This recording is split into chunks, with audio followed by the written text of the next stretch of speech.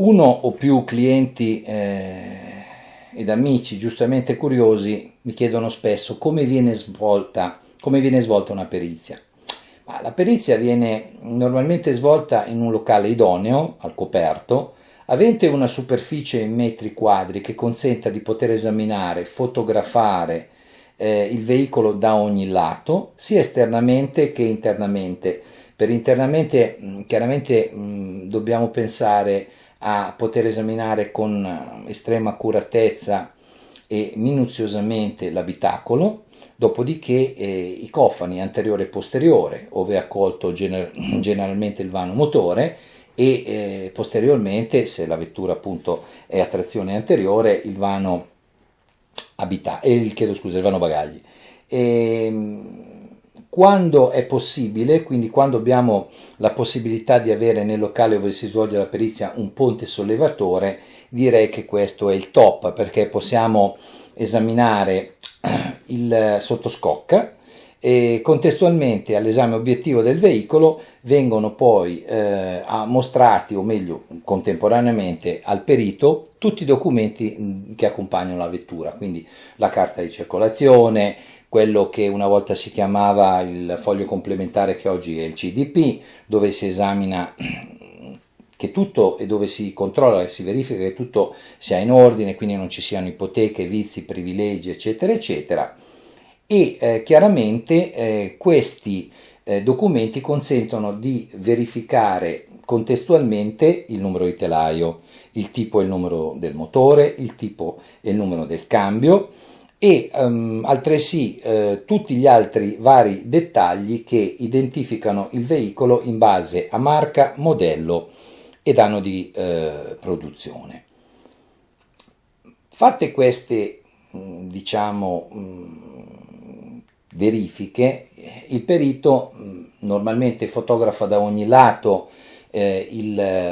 veicolo e scatta numerose immagini fotografiche che poi vengono scelte,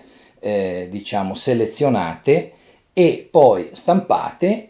e singolarmente commentate. I tempi che normalmente ha una perizia per essere preparata e poi tradotta in una relazione scritta sono poi piuttosto brevi, perché la perizia è strutturata con un organigramma scritto facilmente comprensibile e ripeto viene consegnata nel giro di 2 o 3 giorni, ove in casi particolari ci siano da fare indagini addizionali. E come viene redatta una perizia? Una perizia normalmente viene redatta in 3 copie, una per il cliente committente,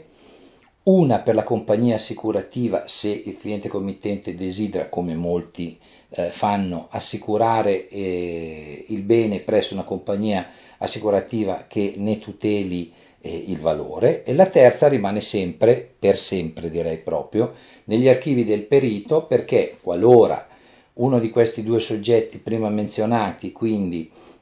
il cliente committente o la compagnia assicurativa, avessero bisogno di ulteriori copie perché le avessero danneggiate, perché le avessero smarrite, questa matrice che rimane al perito consente di riprodurne più copie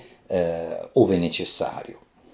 La perizia può essere poi addirittura stampata o in modo classico, quindi con una spirale metallica cromata, diciamo effetto vintage, con foglietti protettivi di acetato trasparente sia fronte che retro, e alcune persone, a me piace molto chi la fa poi riprodurre in questo modo, desiderano addirittura farla rilegare in brossura come se fosse una tesi è una cosa molto bella e diciamo a me personalmente piace molto. La struttura, diciamo, della perizia segue una linea ben precisa. Ha una copertina con identificazione del veicolo esaminato, alla quale segue un testo della perizia con descrizione della vettura. Dentro questo testo, o meglio nel paragrafo successivo, ci sono tutte le copie dei documenti del veicolo in oggetto, auto o moto che sia, tutte le immagini fotografiche scattate e ritenute al perito fondamentali per illustrare dettagliatamente il bene periziato, singolarmente commentate. Alla fine, chiaramente, il perito, alla fine della sua relazione, deve dare un valore di stima. Per dare questo valore di stima il più vicino possibile alla realtà, il perito consulta delle fonti specializzate che lo aiutano a dare quello che lui ritiene opportuno essere il valore del veicolo nel momento in cui viene esaminato. Quindi ci sono tutte le fonti citate per la corretta documentazione di questo valore di stima, che scaturisce e questo giudizio finale e le conclusioni con la quantificazione del valore sono alla fine, al termine di questa perizia.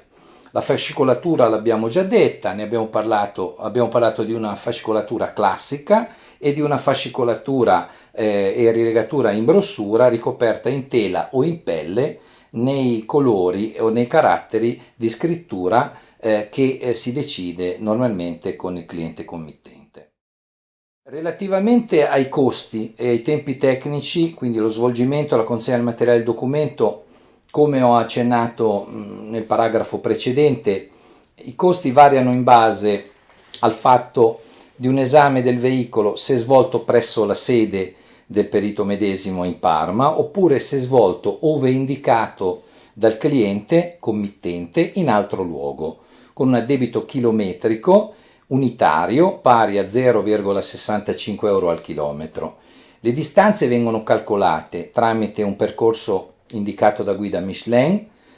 oppure tramite una navigazione GPS. Quindi il costo della relazione tecnica peritale può essere concordato direttamente con il perito e anche basandosi sulla tabella onorari presente nel sito.